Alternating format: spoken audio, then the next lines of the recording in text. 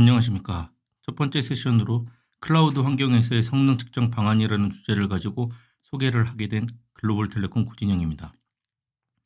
이 세션은 키사이트 코리아의 이민훈 과장님과 함께 준비하였습니다. 오늘 준비된 내용은 다음과 같습니다.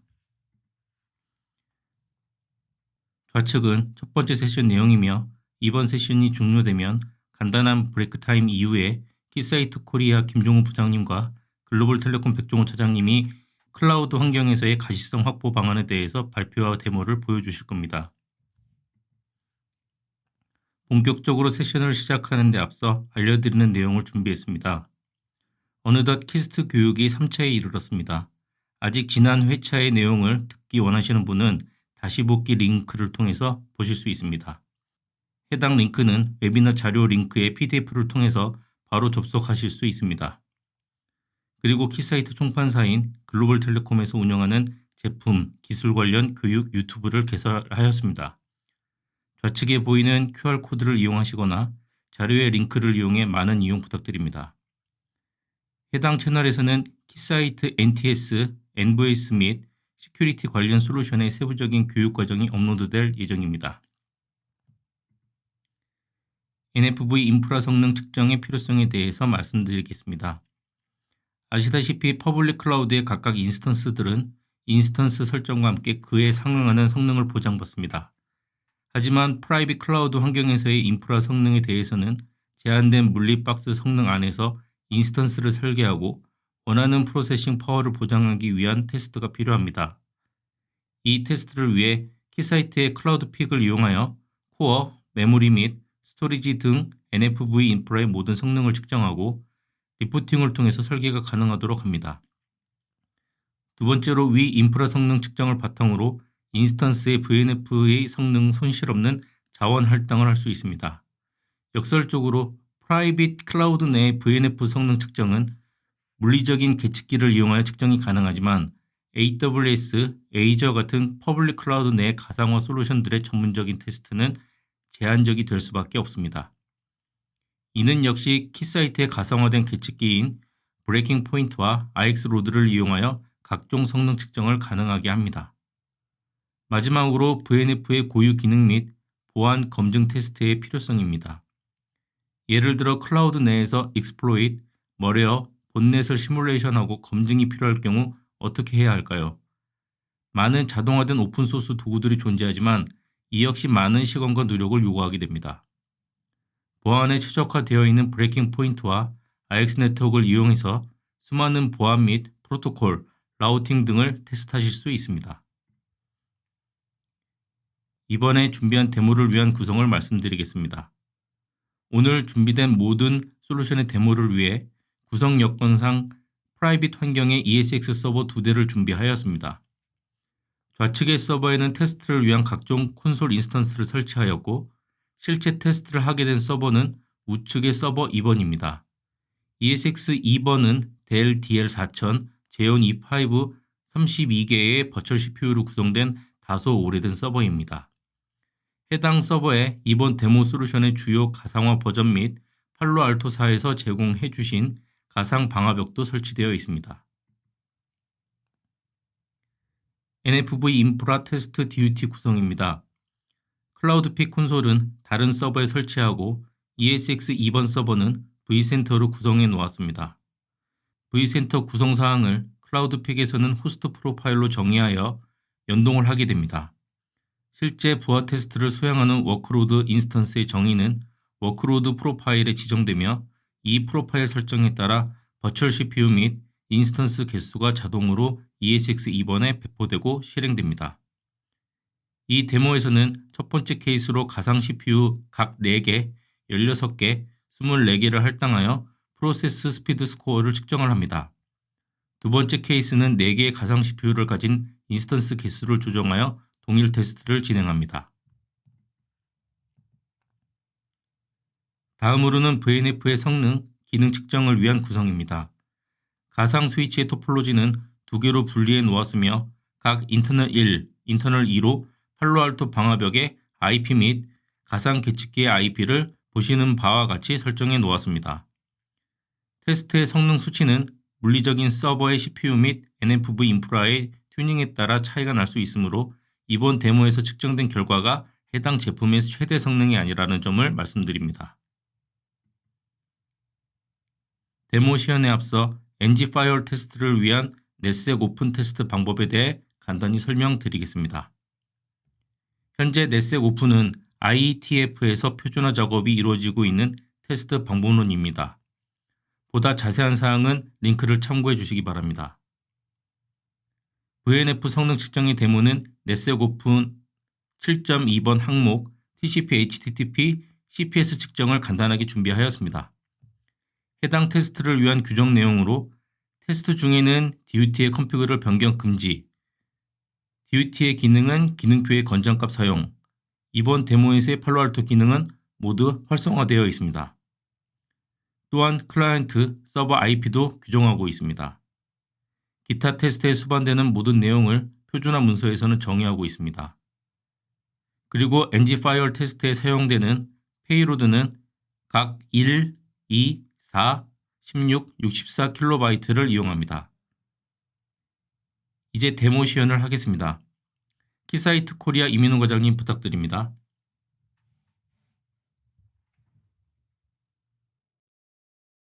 그럼 먼저 화면에 보이는 VM웨어 vCenter NFV 인프라의 기본 성능에 대해 컴퓨팅 관점에서 클라우드픽을 통해 확인해 보겠습니다. 클라우드픽 접속 화면입니다. 뉴 세션을 클릭하여 새로운 세션을 시작하겠습니다.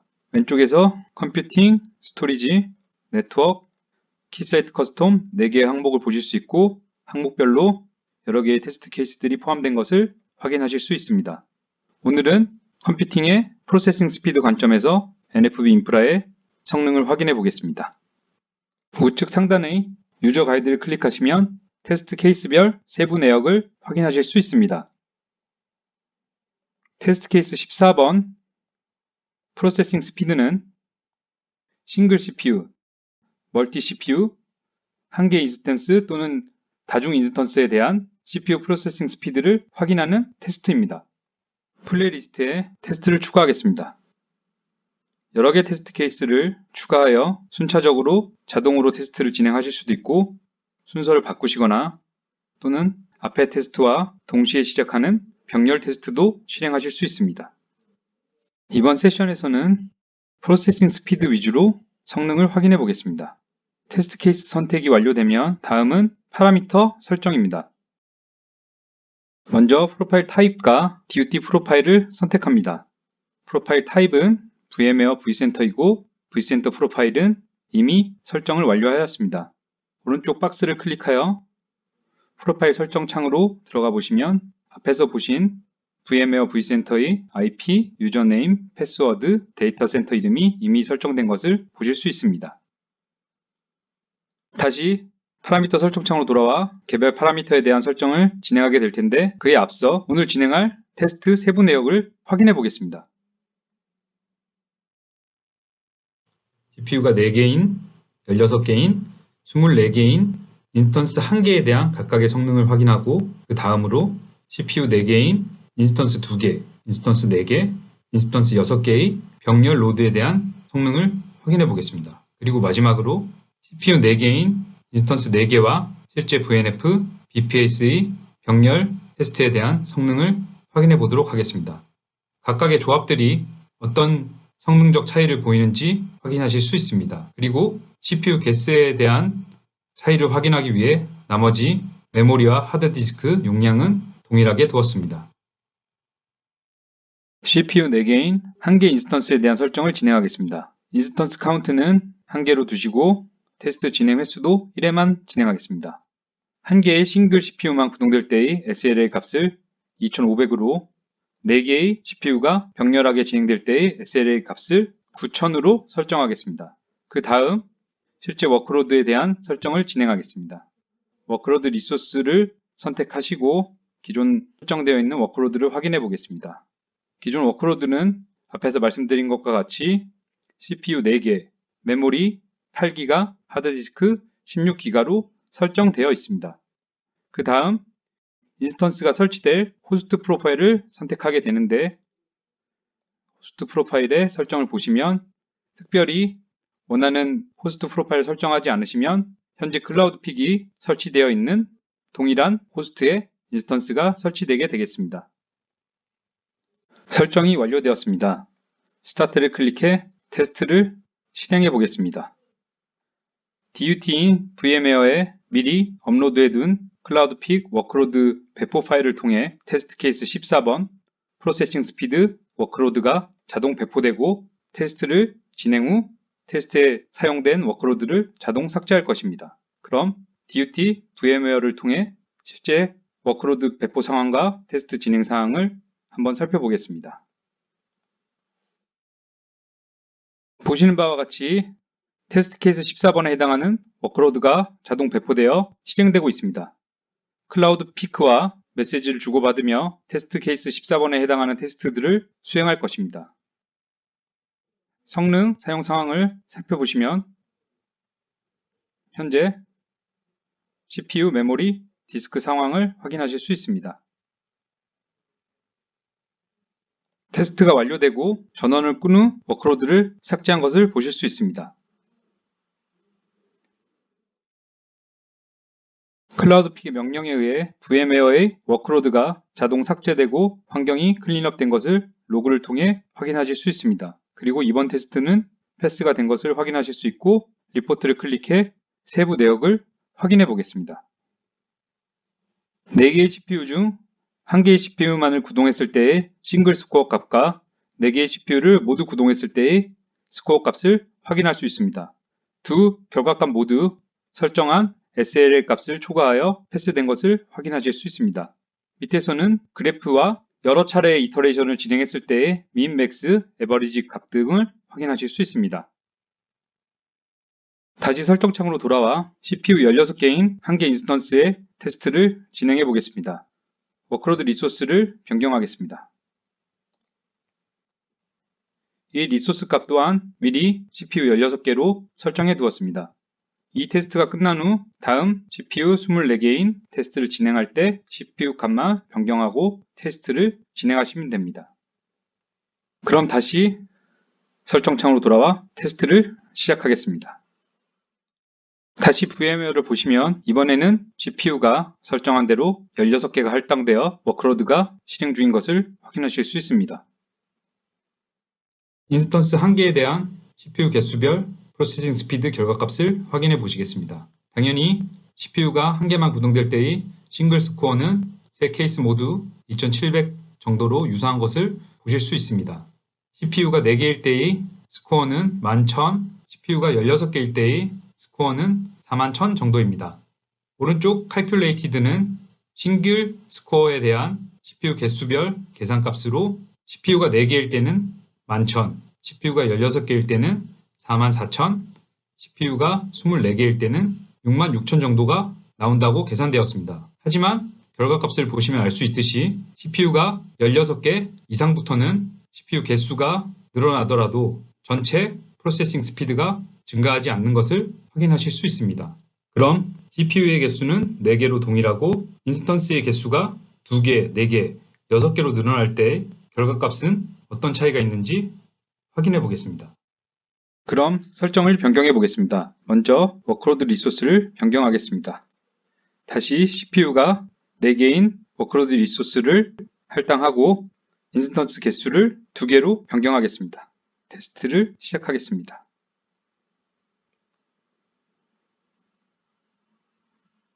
테스트 케이스 14번 워크로드 2개가 배포되었으며 각각 CPU가 4개씩 할당되어 테스트를 진행하고 있습니다.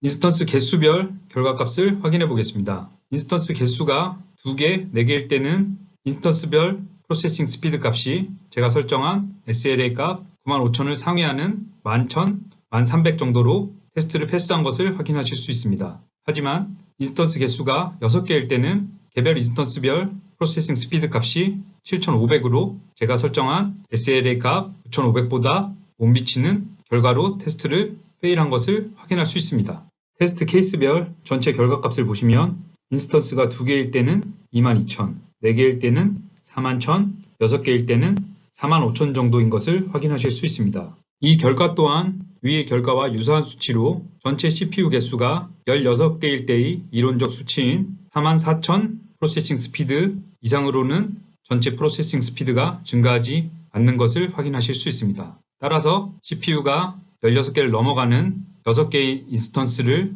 배포했을 때는 전체 프로세싱 스피드를 배분하여 인스턴스별 프로세싱 스피드가 7500 정도로 제가 원한 SLA 값 9500에 못 미친다는 것을 확인했습니다. 그럼 마지막으로 이 전체 프로세싱 스피드의 맥스 값인 총 16개의 CPU, 즉 CPU 4개짜리 4개의 인스턴스와 실제 VNF가 함께 구동될 때 어떠한 결과값과 현상이 일어나는지 확인해 보겠습니다. 설정한 SLA 값은 9000이었네요. 자, 그럼 인스턴스 4개와 실제 VNF, BPS와 동시에 구동하는 마지막 테스트를 실행하겠습니다. 테스트가 실행되는 동안 앞에 6개의 인스턴스를 돌렸을 때의 결과값을 보시겠습니다. 앞의 도표에서 말씀드린 것과 같이 4개의 CPU를 가진 6개의 인스턴스가 동시에 구동될 때 총 24개의 CPU가 동시에 구동될 때의 프로세싱 스피드는 인스턴스별 7500점으로 제가 원한 프로세싱 스피드 9500에 못 미쳐서 실패한 것을 보실 수 있습니다.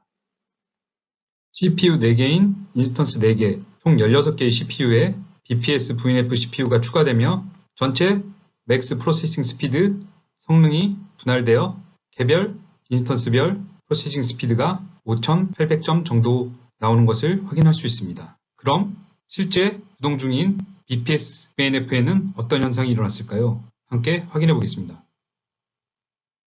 이 화면은 BPS VNF 구동 중에 4개의 CPU를 가진 1개의 인스턴스만 구동하였을 때 성능 변화를 나타낸 것입니다. TCP 커넥션 레이트가 6000으로 인스턴스가 실행되기 전과 실행된 후에 동일한 수치를 유지하는 것을 확인할 수 있습니다. 그럼 맥스 성능치를 초과하는 4개의 CPU를 가진 4개의 인스턴스가 BPS와 동시에 구동되었을 때는 어떤 현상이 일어났을까요? 지금 바로 보시겠습니다. 보시는 바와 같이 4개의 CPU를 가진 4개의 인스턴스, 총 16개의 CPU가 구동되자 안정적으로 실행되던 BPS VNF의 TCP 커넥션 레이트가 급격하게 저하되는 것을 확인하실 수 있습니다. 그리고 16개의 CPU 구동이 완료된 후 다시 CPU 커넥션 레이트가 안정을 찾는 것을 확인하실 수 있습니다. 이 테스트는 맥스 CPU 부하를 가정한 테스트로 CPU를 모두 100% 사용한다고 가정했을 때 16개의 CPU가 맥스 수치임을 확인할 수 있었습니다. 그에 따라 이 VM웨어 vCenter 인프라에 4개의 CPU를 가진 인스턴스를 배포할 때 4개의 인스턴스까지 동시에 안정적으로 구동될 수 있음을 확인하였습니다. 다음으로는 이렇게 성능이 검증된 NFV 인프라 위에서 개별 VNF에 대해 성능을 확인하는 방법을 보시겠습니다. 지금부터 브레이킹 포인트와 RX 로드를 이용한 팔로알토 가상 방화벽의 CPS를 측정하는 방법에 대해서 데모를 진행하겠습니다. 먼저 브레이킹 포인트의 자원을 예약을 해야 됩니다. 자원 예약을 하기 위해서 2개의 블레이드가 준비가 되어 있습니다. 좌측의 블레이드 하나는 ESX 1번에 설치되어 있는 버추얼 블레이드를 의미하고요. 두 번째 슬롯에 있는 블레이드는 ESX 2번 서버에 설치되어 있는 가상 블레이드 서버입니다. 지금 팔로알토 VM은 ESX 2번에 설치되어 있기 때문에 두 번째 거를 예약을 하면 됩니다. 시간 관계상 제가 컨피그레이션을 미리 준비해 놨습니다. 간단하게 주요 설정 사항을 확인하도록 하겠습니다. 먼저 네트워크 구성입니다. 인터페이스는 2개만 사용할 것이기 때문에 인터페이스 1번, 인터페이스 2번 2개가 준비되어 있고요. 가상 환경이기 때문에 두 번째 버추얼릭 맥 어드레스를 사용한다는 것을 확인하실 수 있습니다. 인터페이스에 대한 IP는 각각 설정되어 있는 대로 100.1.1.11번부터 200.1.1.11번부터 각 100개의 IP를 준비를 해 놨습니다. 팔로알토에서 설정되어 있는 IP를 설정을 해 두었습니다.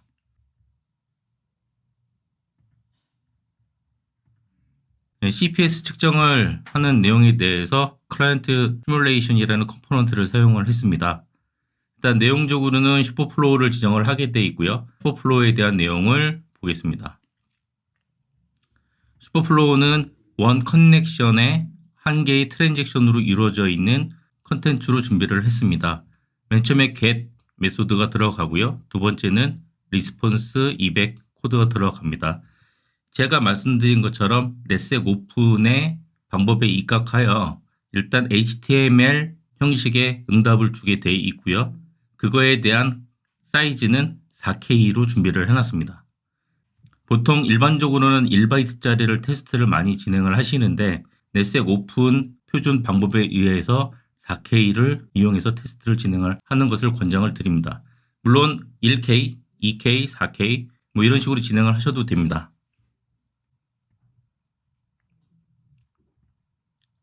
컴포넌트는 클라이언트와 서버를 모두 각각 인터페이스 1번, 서버 인터페이스 2번을 지정을 해주고요. 먼저 로드 프로파일 설정에 대해서 확인해 보겠습니다. 맥스 커넥션 레이트는 15,000, 대략 100초 동안 진행을 할 예정입니다. 100초 동안 서서히 진행을 하는데 1초에 150개씩 증가가 되면서 15,000까지 증가가 될 예정입니다. 스테디 시간은 대략 3분 30초로 시간을 줬고요. 램프 다운 시간은 20초에 대한 시간을 줬습니다. 데이터 레이트는 4G 트래픽을 초과하지 않은 범위 내에서 양방향 리미트 어그리게이트 스루풋 개념으로 4G 설정을 하였습니다. 컨커런트 커넥션에 해당되는 맥시멈 시뮬러트레스 슈퍼 플로우에 관련된 설정은 1500으로 설정을 했습니다. 그 다음에 CPS에 해당되는 건데요. 이 부분에 설정되는 내용은 로드 프로파일의 스테디에 해당되는 수치입니다. 스테어 스텝 15,000까지 증가한 이후에 15,000으로 유지를 할 예정이기 때문에 15,000으로 설정을 해놨습니다. 세부적인 사항들은 지난 키스트에서 제가 설명드렸던 SSL 테스트 방법론에 관련된 부분을 참고해 주시면 감사하겠습니다. 또한 유튜브에 업로드되는 저희 컨텐츠에 조만간 브레이킹 포인트의 세부적인 설정 방법, 운영 방법 등을 계속 게시할 예정입니다. 많은 이용 부탁드리겠습니다. 기본적인 준비 사항은 끝났습니다. 다만 여기서 한 가지 사항을 추가적으로 설정한 부분을 말씀드리도록 하겠습니다. 디바이스 언더 테스트라는 부분입니다. 많은 분들은 이 부분을 많이 사용하지 않으시는데요. 저 같은 경우에 제가 팔로알토 엔지니어가 아니기 때문에 세부적으로 저 혼자 테스트하기에 무리수가 있어서 제가 임의적으로 디바이스 언더 테스트를 통해서 약간의 자동화 성격의 스크립트를 지정을 해 놨습니다. 이 부분에 대해서 설명을 드리도록 하겠습니다. IP는 팔로알토 VM입니다. 팔로알토 VM에 접속을 SSH로 접속을 해서 테스트가 끝날 때 실행되도록 설정을 해놨습니다. 해당되는 스크립트는 바로 여기에 있고요. 지금 보시는 내용은 제가 테스트를 마치고 나거나 아니면 테스트를 종료를 하게 되면 팔로알토 VM에 SSH로 접속을 해서 클리어 세션 all이라는 명령어를 수행하도록 해놨습니다.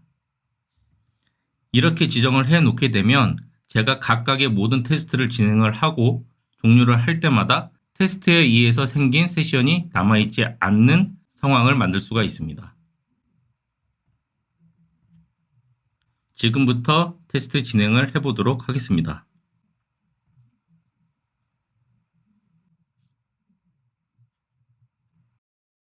화면에서 보시는 사항은 왼쪽에 상단에 지금 보시는 부분이 트랜잭션 퍼 세컨드를 의미하는 것이고요. 요 가운데 TCP 클라이언트 쪽 TCP 서버 커넥션 레이트가 TCP 커넥션 레이트에 해당되는 부분이라고 보시면 됩니다. 그리고 가운데 열에 있는 부분들은 위쪽에 있는 사항들에 대한 누적값이라고 보시면 되고요. 하단의 컨커런트 플로우 부분을 유념해서 보시기 바랍니다. 팔로알토 VM이 최대 성능이 다다랐을 때 CPU가 과부하가 걸릴 거고요. CPU가 과부하가 걸리는 순간 지연이 생기기 때문에 브레이킹 포인트에서 유지되고 있는 컨커런트 세션, 즉 컨커런트 플로우에 대한 이 수치가 급격하게 늘어나는 시점을 굉장히 중요한 포인트로 보셔야 됩니다. 많이 넘었습니다. 팔로알토 쉘입니다. 네, 벌써 90% 이상이 초과가 된 것을 확인할 수 있습니다.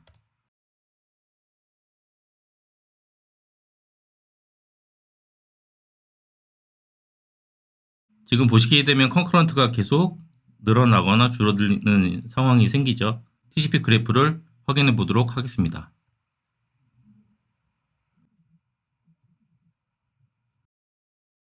대략 14,000, 15,000 크게 문제점이 없는 것을 확인하실 수가 있죠.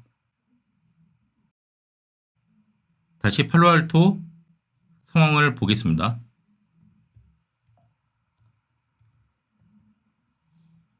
97%까지도 소모가 되고 있네요. 시간 관계상 영상을 좀 빨리 돌리도록 하겠습니다. 세션 상황도 한번 보겠습니다. 세션 탭을 보시면 80 포트를 이용해서 웹 브라우징이 이루어지고 있다라고 어플리케이션 인지까지 모두 마친 상태라는 것을 보실 수 있습니다.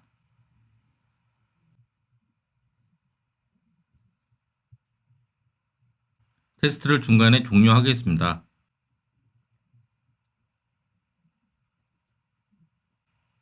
지금 나오는 페일에 관련된 부분은 제가 설정한 스크립트 부분에 의해서 일부 오류가 났기 때문에 나타나는 메시지이므로 테스트 결과와는 크게 관련이 없습니다. 잔여 세션 테이블이 있는지 확인해 보도록 하겠습니다. 세션 테이블이 모두 삭제된 것을 확인하실 수 있습니다. 이 부분은 제가 브레이킹 포인트에서 디바이스 언더 테스트에 설정되어 있는 스크립트를 통해서 테스트가 종료 후에 세션 테이블을 지우도록 명령을 설정을 해놨기 때문입니다. 지금 이 상태에서 리포트를 확인해 보도록 하겠습니다.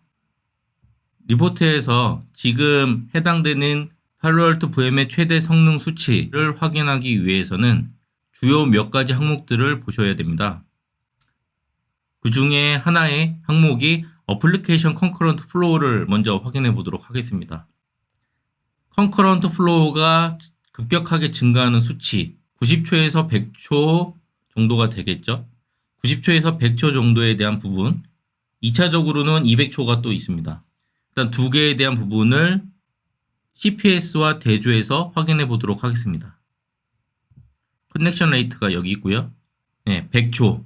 이게 최대 부하가 걸리는 시점입니다. 커넥션 레이트 자체만 놓고 봤을 때는 어느 정도 약간 흔들렸다고 볼 수도 있을 것 같습니다. 넷색 오픈에서는 스테디 시간 동안에 안정적인 수치를 보여주는 값을 최대 CPS 레이트로 본다고 정의하고 있습니다. 지금 수준에서는 10% 정도 수준만 낮춰도 안정적인 수치가 나올 거라고 예상이 됩니다. 제가 10% 수준을 낮춰보도록 하겠습니다. 여기서 100% 돼 있는 커넥션 레이트를 90%로 낮추면 대략 13,500 정도가 되겠죠. 이거는 세부적으로 더 잘 찾을 수 있는 부분이긴 하지만 지금 현재 간단하게 데모로 보여드리는 부분이기 때문에 양해 부탁드리겠습니다.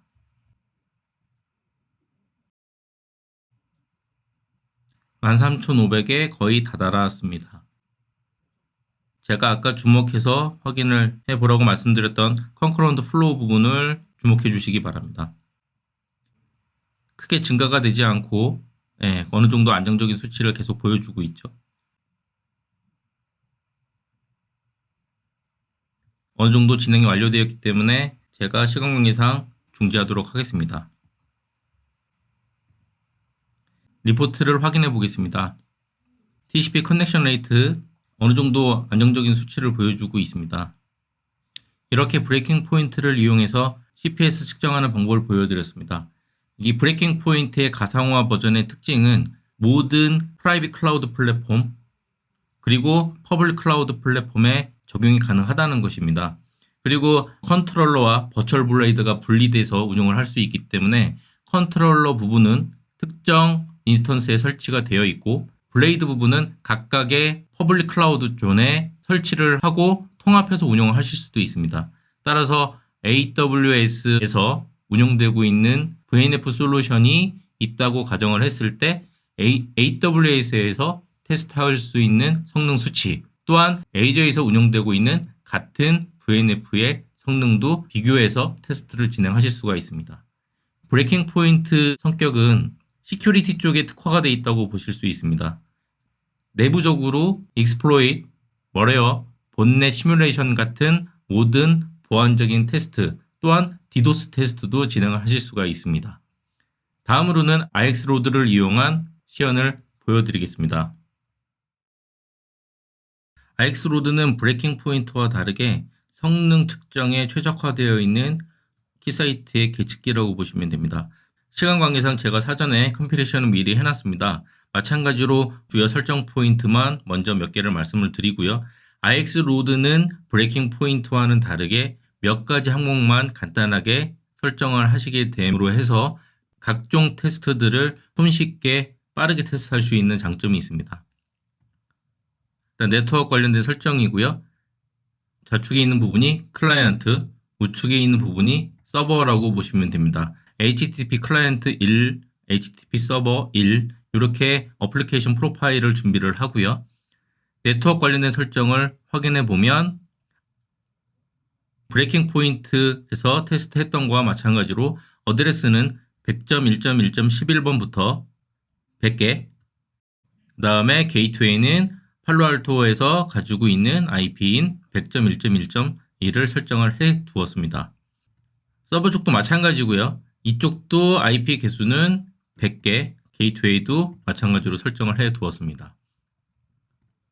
그 다음에 클라이언트 설정을 한번 보도록 하겠습니다. 클라이언트 설정에서는 get 메시지를 보내게 되고요. 브레이킹 포인트와는 다르게 get 메시지를 보내게 되면 서버에서는 get 메시지를 받고 205K를 자동으로 발송이 되게 되어 있습니다. 따라서 브레이킹 포인트에서 다소 어렵게 느껴지시는 어플리케이션에 대한 정의 부분을 크게 신경을 안 쓰셔도 된다는 장점이 있습니다. 그래서 get에 관련된 부분은 타겟은 트래픽 HTTP 서버 1의 80번 포트 이 부분이 되겠죠. 그 다음에 프로젝트 사이즈는 제가 4K를 테스트를 해보도록 하겠습니다. 마찬가지로 4K를 지정만 해주시면 됩니다. 해당되는 컨텐츠에 대한 응답 내용은 서버 설정에 있습니다. 서버의 웹페이지 설정에 보시면 4K.html에 관련된 설정이 있습니다. 리스폰스 타임은 205K이고요. 페이로드 사이즈는 4096임을 알 수 있습니다. 해당되는 부분은 브레이킹 포인트와는 차이점이 있습니다. 브레이킹 포인트는 각각의 get 205K를 송수신을 할 때 값들이 랜덤하게 바뀌는 부분들이 있습니다. 다만 IX로드 같은 경우에는 고정된 컨텐츠로 전송된다는 차이가 있다고 보시면 됩니다. 테스트 방법에 관련된 부분입니다. 지금은 CPS 테스트를 할 예정이고요. 각각의 스루프 테스트 항목도 있는가 하면 지금 보시는 바와 같이 CPS 테스트를 하고 싶으실 땐 지금처럼 선택을 하시면 되고요. 나머지 트랜잭션 퍼 세컨드, 그러니까 TPS를 테스트 하시고자 할 때는 TPS 선택을, 컨커런트 테스트 하시고자 할 때는 컨커런트, 이렇게 항목만 변경을 하심으로 해서 원하는 테스트를 하실 수가 있습니다. 지금은 CPS를 테스트할 거기 때문에 CPS 부분을 선택을 해줬고요. 오브젝트 밸류 부분에 제가 원하는 타겟 수치를 지정을 하게 됩니다. 제가 15,000 그 이상을 한번 설정을 해보도록 하겠습니다. 2만을 설정을 해보죠. 아까 브레이킹 포인트에서 테스트 결과는 약 13,500에서 15,000이 됐습니다. 지금 상황에서 제가 2만을 설정을 하게 되면 어떻게 IX로드에서는 반응이 되는지를 확인해 보도록 하겠습니다. 테스트 시간에 대한 정의를 하는 부분은 이 타임라인에서 지정을 하게 됩니다. 스테디 업이라고 되어 있는 부분은 특별하게 많이 고려를 안 하셔도 됩니다.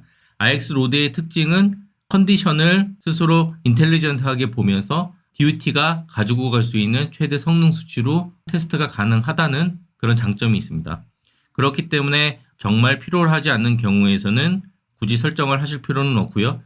간단하게 베이직 상태에서만 서스틴 타임, 이 서스틴 타임이 브레이킹 포인트에서 해당되는 스테디 타임입니다. 대략 3분 동일하게 하겠습니다. 3분 30초, 다운 타임은 20초 이렇게 설정을 해 두었습니다. 포트는 159번에 IXVM 버추얼 블레이드, 익시아 버추얼 로드 모듈이라는 부분을 제가 배포를 해 놨습니다. 버추얼 로드 모듈은 IX 네트워크에서도 동일하게 사용할 수 있는 버추얼 블레이드입니다. IX 로드를 사용하고 싶으실 땐 IX 로드를, IX 네트워크를 사용하고 싶으실 땐 IX 네트워크에서 해당 IP를 동일하게 지정을 하셔서 해당되는 목적에 맞게 테스트를 진행하실 수 있습니다. 즉 IX 로드는 L47을 테스트를 하는 거고요. L23 그 다음에 각종 프로토콜에 관련된 정합성 테스트를 하기 위해서는 IX 네트워크를 이용해서 테스트를 하시면 됩니다. 클라이언트 사이드에는 1번, 그 다음에 서버 사이드에는 2번 포트를 배정을 하고요. 지금은 IX 네트워크에서 사용했던 부분으로 인지를 하고 있기 때문에 지금 같은 경우에는 제가 오너십을 IX 로드로 가져오도록 하겠습니다. 그 다음에 어플라이 컨피그를 해서 컨피그에 특별하게 이상이 있는지 없는지를 확인을 해보도록 하겠습니다. 준비가 완료가 되면 해당되는 부분에 시작이 가능한 아이콘이 표시가 될 예정입니다. 지금부터 IX 로드를 이용해서 CPS 측정을 해보도록 하겠습니다. 준비 작업이 끝나게 되면 자동으로 실시간 상태값을 볼 수 있는 화면이 나타나게 됩니다. 네, 테스트가 진행이 되고 있고요. 처음부터 천천히 진행이 되는 것을 확인하실 수 있습니다. 지금은 5000 CPS 정도 진행이 되고 있고요. 외에 다른 항목을 살펴보도록 하겠습니다. 브레이킹 포인트와는 다르게 TCP에 대한 각종 레벨들도 바로 실시간으로 확인하실 수가 있습니다. TCP의 신 개수, 신액 개수 이런 부분들을 실시간으로 확인하실 수가 있고요. TCP fail에 관련된 부분, retry에 관련된 부분, 타임아웃에 관련된 부분도 같이 확인하실 수가 있습니다. 지금 CPS 부분을 보기 위해서 좀 지켜보도록 하겠습니다.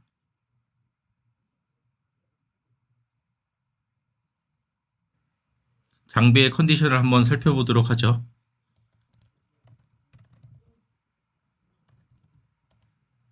지금 보시게 되면 97%, 98% CPU 로드를 다 사용하고 있다는 것을 확인하실 수가 있습니다. 따라서 지금 같은 경우에 IX 로드를 위해서 테스트를 하는 경우에는 대략 측정 값이 제가 타겟 수치를 2만으로 잡아놨지만 12,000에서 13,000 사이에서 지금 핑퐁을 치고 있는 것을 확인하실 수가 있습니다. 아까 브레이킹 포인트에서 테스트했던 결과와 크게 다르지는 않죠. 다만 차이가 나는 것은 브레이킹 포인트에서 일일이 이 부분들을 어느 정도는 가이드를 해서 다시 테스트를 진행을 해야 되는 불편함이 있었다고 보지만 IX 로드 같은 경우에는 어느 정도 자동으로 찾아주기 때문에 성능 측정하실 때는 굉장히 편리합니다.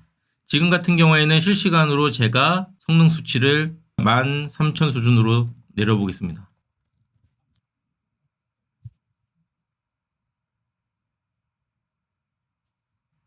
제가 13,000 수준으로 내리게 되면 제가 타겟으로 설정되어 있는 값이 13,000인 겁니다. 따라서 13,000을 초과하지는 않기 때문에 그래프 유형이 보다 깔끔하게 표시된다는 것을 확인하실 수 있습니다. 보다 조금 더 안정적인 수치를 측정하기 위해서는 지금 같은 경우에서는 대략 12,000 정도로 테스트를 다시 시도를 해보겠습니다. 12,000으로 조정을 합니다. 그리고 다시 실행을 하겠습니다.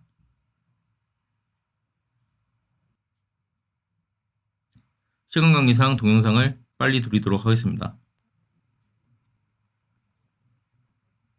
지금 12,000을 유지하고 있고요. 12,000에서 안정적인 수치가 진행되고 있는 것을 확인하실 수 있습니다. 실시간으로 볼 수 있는 항목 중에 레이턴시 부분들도 있습니다. 그래서 레이턴시 진행되는 상황들 이런 부분들도 실시간으로 추이를 확인하실 수가 있고요. 테스트는 중지하도록 하고요. 지금부터는 제가 실시간으로 돌리고 있을 때 클라우드픽을 이용해서 전체 시스템 부하를 줄 예정입니다.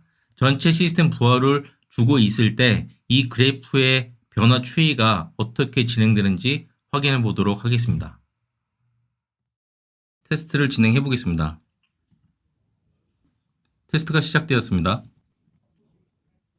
이 과장님 인스턴스 1개짜리 준비해 주시죠? 네, 알겠습니다. CPU 4개, 인스턴스 1개 설정을 진행하겠습니다. 네, 설정이 완료되었습니다. 네, 지금도 12,000 CPS 유지하고 있고요. 부하가 들어가기 시작하면 말씀 주시기 바랍니다. 네, 그럼 바로 지금 실행을 해보겠습니다. 스타트를 클릭하였고 인스턴스가 배포되고 있습니다. 지금 시작되고 있는 건가요? 네, 저희 쪽에서는 부하 변화가 없네요. 네, CPU 4개짜리 인스턴스 하나는 전체 VNF 성능에 영향을 크게 미치지 않는 것 같습니다. 네, 감사합니다. 인스턴스 4개짜리 바로 확인이 가능할까요? 네, 그럼 클라우드 피크에서 설정을 변경해서 CPU 4개짜리 인스턴스 4개를 동시에 한번 구동시켜 보겠습니다. 설정이 완료되었고 바로 실행하겠습니다. 이번에는 CPU 4개짜리 인스턴스 4개가 동시에 배포되고 있습니다. 현재 팔로알토의 CPU 상황은 90%가 조금 상회하고 있군요. 근데 지금 성능이 떨어지기 시작했습니다. 네, 지금 클라우드 피크도 CPU 사용률을 거의 100%를 채워가고 있습니다. 다시 원복이 되긴 했습니다만 영양 관계가 아예 없는 것은 아니네요. 12,000에서 11,000까지 순간적으로 떨어졌던 것을 확인하실 수가 있습니다. 네, 클라우드 피크도 원래 싱글 스코어 2,500 정도의 4개 CPU면 패러렐 스코어가 10,000 정도 나와야 하는데 한 6,000, 7,000 정도밖에 나오지 않고 있습니다. CPU 용량을 RX 로드와 분할하고 있는 것으로 생각됩니다. 네, 알겠습니다. 지금 브레이킹 포인트 RX 로드의 차이점은 현재 DPDK 사용 유무가 차이가 나는 것 같습니다. 기존에 이민훈 과장님께서 말씀을 해주셨던 브레이킹 포인트에서 성능이 떨어졌던 부분, 그 부분은 브레이킹 포인트는 DPDK를 사용을 해서 CPU를 100% 항상 사용하고 있는 상태이고요. 지금 현재 RX 로드 같은 경우에는 현재 DPDK 모드는 아닙니다. 상대 비교를 하기 위해서 제가 일부러 디저블을 해 놓은 상황입니다. 거기서 나타나는 차이점이 아닌가 싶습니다. 현재 지금 상황을 요약해 보자면 RX 로드에서는 크게 영향 관계가 많이 있었던 것은 아닌 것처럼 보여지지만 CPU가 로드가 걸릴 때는 대략 1000 정도 감소폭이 있었던 것을 확인하실 수가 있습니다. 다만 브레이킹 포인트일 때는 굉장한 수치가 많이 깎였다가 다시 원상 회복되는 것을 확인하실 수가 있었죠. 전체적으로 브레이킹 포인트 뿐만이 아니라 RX 로드 사용하는 부분도 있겠지만 팔로알토 성능에서도 크게 차이점이 있다고 보실 수 있습니다. 팔로알토 같은 경우에도 DPDK를 사용하고 있고요. 팔로알토에서도 DPDK 쓰고 있는 부분에 대해서 전체적인 클라우드 픽이 사용되는 부하 양에 따라서 영향이 미쳤던 걸로 판단이 되겠네요. 이렇게 이해를 해도 되겠습니까?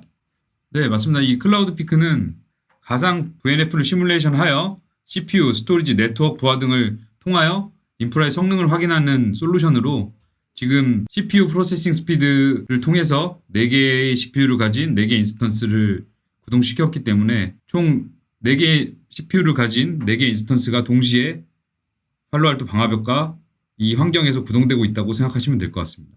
그래서 CPU 리소스를 분할했기 때문에 그 영향이 DPDK에 따라 차이는 있겠지만 실제 VNF인 팔로알토에 영향을 주었던 것으로 생각이 됩니다. 팔로알토 VM을 지금 현재 한 10년 된 서버에 설치를 해서 사용한다고 봤을 때는 대략 4개 정도 최대 성능을 쓰기 위해서는 4개의 인스턴스를 구동할 수 있다라고 이해를 하면 되겠네요. 맞습니다. 앞에서도 말씀드린 것과 같이 총 16개 CPU 용량이 맥스 용량인 것으로 생각됩니다. 물론 버추얼 코어 CPU가 32개이기는 하지만 물리적인 CPU의 전체 처리되는 속도를 벗어날 수는 없네요. 네, 맞습니다. 네, 감사합니다. 다음으로는 IX 네트워크를 이용한 OSPF 테스트 방법을 보여드리겠습니다. 마지막 데모 시연입니다. 지금부터는 팔로알토 가상 방화벽의 OSPF 테스트를 위해서 IX 네트워크를 이용한 테스트를 할 예정입니다. 먼저 팔로알토 구성을 간단하게 진행을 해 보도록 하겠습니다. 팔로알토 가상 방화벽의 IP 구성은 다음과 같습니다. 인터페이스 1의 1번은 인터널 1번에 연동이 되어 있고요. 1의 2번은 인터널 2번에 연동이 되어 있습니다. 여기에 라우터 OSPF를 구성을 하기 위해서 설정을 하도록 하겠습니다. OSPF 쪽에서요. OSPF를 리네이블을 해주고요. 라우터 아이디는 제가 임의적으로 설정을 하겠습니다. OSPF의 구성에 필요한 에어리어 아이디를 추가를 하겠습니다. 인터페이스 지정을 하게 되고요. 특별한 값들은 기본 값으로 두도록 하겠습니다. 네, 모든 추가가 된 것을 확인하실 수 있습니다. 네, 확인이 누르고 커밋을 하게 되면 가상 방화벽인 팔로알토 NG 파이어월에서는 OSPF 준비가 완료되었습니다. 이 과장님, IX 네트워크에서 OSPF 연동하는 방법에 대해서 설명을 좀 부탁드리겠습니다. 네, 보시는 화면은 저희 클라우드 서버 1번에 있는 IX 네트워크 콘솔 화면입니다. 실제로 테스트 대상인 팔로알토 버추얼 NG 파이어월이 있는 클라우드 서버 2번의 테스트를 위해서 클라우드 서버 2번에 있는 IX VM 버추얼 블레이드를 설정하겠습니다. 시나리오를 클릭하여 뉴 토폴로지를 클릭합니다. 카드를 클릭해 보시면 저희가 이미 배포해 놓은 두 개의 포트가 보이고 일단 1번 포트에 대한 설정을 진행하겠습니다.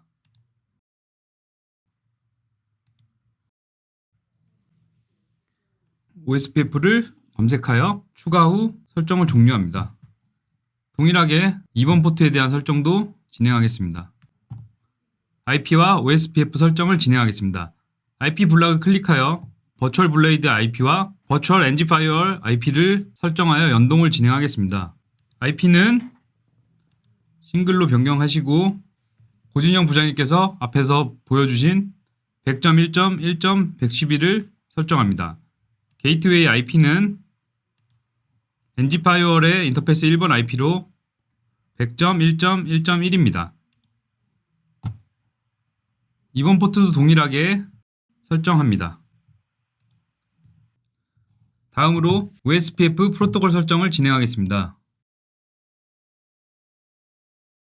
OSPF 프로토콜의 여러 항목들을 탭별로 설정하실 수 있으며 아래 서브 탭에서도 세분화하여 확인하실 수 있습니다. 지금은 기본적인 사항들만 설정하였기 때문에 베이직에서 설정을 진행하겠습니다. 에어리어 아이디도 0.0.0.0으로 설정하셨기 때문에 따로 변경할 부분은 없습니다. 네트워크 타입만 포인트 투 포인트로 변경하겠습니다. 다음으로는 엔드포인트 네트워크 설정을 진행하겠습니다. 디바이스 그룹에서 네트워크 그룹 설정을 클릭하여 원하는 형태의 엔드포인트 네트워크 그룹을 선택하여 설정을 진행합니다. IP 버전4 어드레스 풀을 선택하겠습니다. 한 개의 네트워크 그룹 안에 다수의 어드레스 풀을 설정할 수 있습니다. 엔드포인트 어드레스 IP를 원하는 대역으로 변경하겠습니다. 어드레스 개수를 10개로 선택하겠습니다. 그렇게 되면 111.1.10.1번부터 10번까지 10개의 엔드포인트가 생성되게 됩니다. 반대편도 마찬가지로 IP 풀을 설정하겠습니다. 그럼 이제 프로토콜을 실행해 보겠습니다. 이 과장님, 지금 IP 풀을 설정을 하셨는데 저 IP 풀의 정확한 개념이 어떻게 되는 건가요? 지금 가상 환경 안에서 이 구름 표시로 보이는 곳에 팔로알토의 NG 파이어월이 위치하게 됩니다. 그리고 NG 파이어월과 가상 OSPF 라우터가 연결이 되고 그 뒤쪽에 실제 엔드포인트 10개의 네트워크가 만들어지게 되는 환경이 구성이 된 것입니다. 그럼 가상 스위치 안에 별도의 어드레스 IP를 가진 가상 VM 디바이스들이 여러 개가 있다라고 가정을 하면 되는 건가요? 맞습니다. 네, 감사합니다. 실제 동일한 VNF 환경 안에 팔로알토를 두고 양쪽으로 두 개의 OSPF 라우터와 그 끝단으로 10개씩의 엔드포인트 네트워크 그룹이 생성된 것입니다. 최종적으로는 네트워크 그룹 1번, 그 다음에 네트워크 그룹 2번의 가상으로 설정되어 있는 IP를 통해서 트래픽을 만들고 생성을 해서 테스트를 진행을 할 수 있겠네요. 맞습니다. 왼쪽 토폴로지에 있는 엔드포인트 10개에서 오른쪽 토폴로지에 있는 엔드포인트 10개까지 다양한 구성으로 1대1 또는 매니투매니 또는 풀메시 구성으로 트래픽을 생성하여 트래픽을 송수신할 수 있습니다. 네, 감사합니다. 네, 계속 해주시죠. 그럼 먼저 설정이 완료되었으니 프로토콜 실행을 해보겠습니다. 단계별로 DUT와 통신하며 세션을 활성화하게 됩니다. 모든 세션이 활성화되었습니다. 실제 DUT 팔로알토를 한번 확인해 보겠습니다. 고진영 부장님. 네, 제가 팔로알토 엔지니어는 아니지만 확인해 볼 수 있는 사항을 한번 보겠습니다. 지금 내용을 보면 111.1.1.0에 24비트부터 쭉 10개, 200점대, 211점대 10개 다 올라온 거 확인이 됩니다. 그러면 바로 어떻게 다음 테스트를 진행하실 건가요? 그럼 다음으로 각 엔드포인트에서 트래픽을 생성하여 성능을 확인해 보겠습니다. 좌측에 트래픽을 클릭하여 트래픽 설정 창으로 진입합니다. 맨 위에 있는 Add L2 트래픽 아이템을 클릭하여 설정을 진행하겠습니다. 트래픽 설정이 완료되었습니다. 트래픽을 전송해 보겠습니다.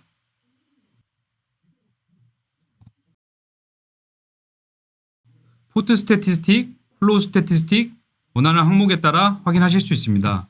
저희가 설정한 플로우 트래킹 값을 확인해 보겠습니다.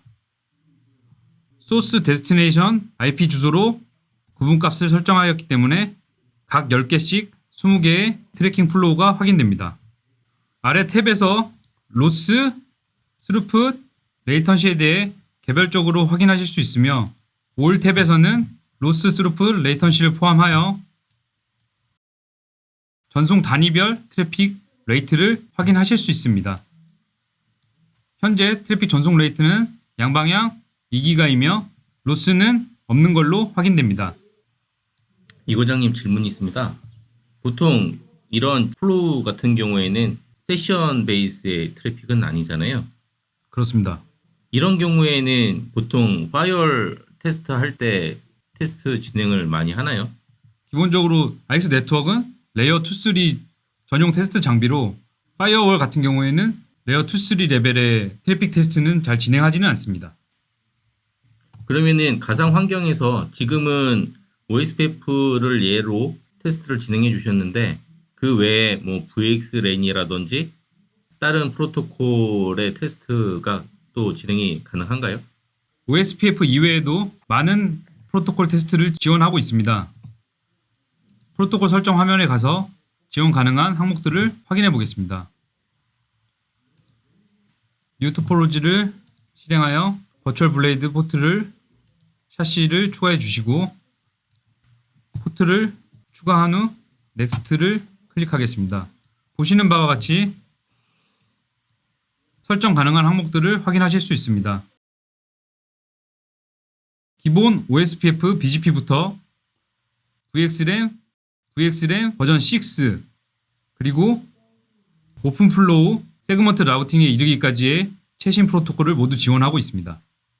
그리고 오른쪽에서 보시면 기본 많이 사용하시는 설정들에 대해 백투백으로 이미 토폴로지들을 구성해 놓았습니다. 필요하신 항목들을 선택하신 후 드래그 하셔서 설정창에 놓아주시면 기본적으로 저희가 설정해 놓은 백투백 환경을 불러오실 수 있고 포트만 어사인 하신 후 테스트를 진행하시면 됩니다. 이상으로 IX 네트워크 데모를 마무리하겠습니다. 예, 지금까지 경청해 주셔서 감사합니다. 잠깐 브레이크 타임이 있은 후에 이 다음 세션이 진행될 예정입니다. 지속적으로 많은 경청 부탁드립니다.